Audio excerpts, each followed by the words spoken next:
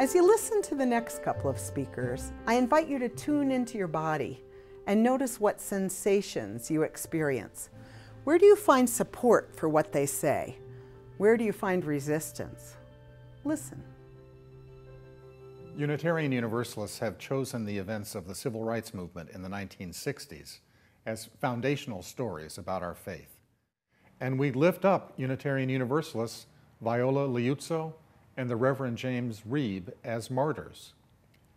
This is a story about our faith's engagement with race. It is a success story. It makes us feel good. The issue was clear and our faith answered the call. 2 of our number gave their lives in the cause of justice. We were just, we were brave, we were innocent. No wonder we retell this story to our children and to ourselves. We are happy to claim many other stories with these characteristics. The difficulty is not that we claim these stories as a part of our history, our identity, our definition of who we are as a religious people. Since the stories are true, we should know them and even allow ourselves to be proud. The difficulty is that there are so many other stories about our faith's engagement with race that we do not claim.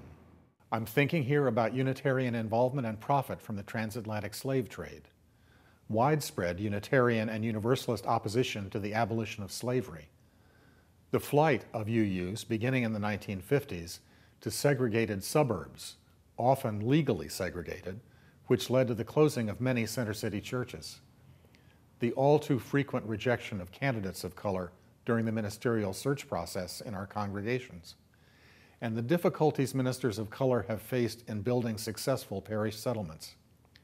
The Black empowerment controversy that began in the late 60s and still goes on today.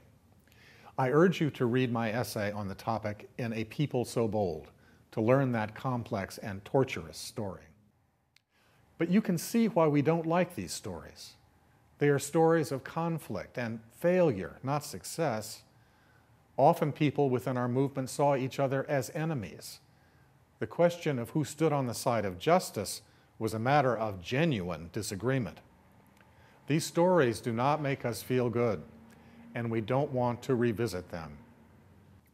I'm not suggesting that we should simply replace the Selma story, that story of triumph at the heart of our identity around race, with these more difficult stories, which tell a tale of conflict and failure. I do believe that we have to be able to claim both as part of our heritage, but neither is adequate on its own, or even paired with the other. Unitarian Universalism, social justice, racial justice and inclusion is what I understand, all together. Not racial justice and inclusion when we get time. We don't have time to do it. That is my understanding of Unitarian Universalism. I think it's important also for us to recognize that even when we don't talk about race, that doesn't mean that it's not operating. And it's that silence that prevents us from moving forward in this direction.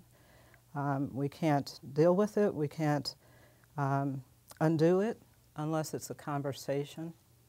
All of our social justice work, whether we're talking about peacemaking, whether we're talking about homelessness or GBLT rights, we can name it, environmental justice, all of our social justice work, fair wage, those things impact communities of color as well.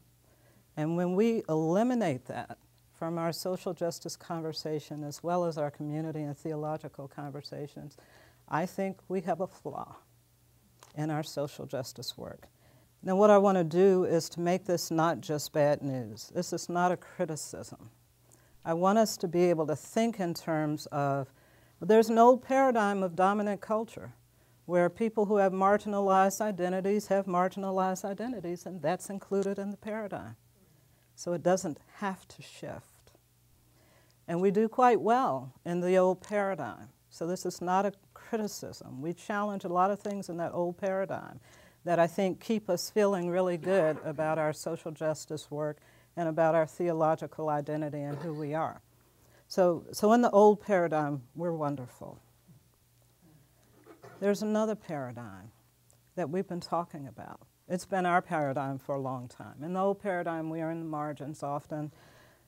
The new paradigm calls for something else. It calls for more. And it calls for us to be willing to step back and to learn, how do we do Unitarian Universalism in a multicultural society, in a multicultural world? How do we do that? Now, we claim love is the doctrine of our church, but this is much easier to sing about and to read about and to preach about than it actually is to live. This love is not as tangible as it sounds. It's neither easy to practice nor easy to sustain. People who have not taken the time to understand themselves or their own role in the problems of the world cannot fully embody its dynamic power. No, this prophetic love requires discipline, humility, and practice. Those who surrender their life to the work of love must hold a desire to be nonviolent, to intentionally listen to all voices, to cultivate understanding among peoples, and then aggressively alter the systems that drive us apart. This is sacred work. This is sacred work. Now, it's true, Unitarian Universalists tend to be bold, bright, compassionate people who try to listen to all voices and facilitate understanding among peoples. At times we do challenge systems of oppression, and we've made some positive impacts along the way. But we have left a trail of broken relationships in our wake, especially around issues of race and class. We often make the mistake of relying on sheer intelligence and determination alone. We have not yet given love its due.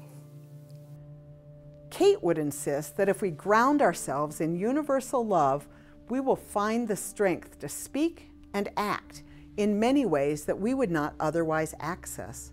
What do you think she means by that? Have you experienced that in your life? There are costs to speaking up on uncomfortable topics like racism.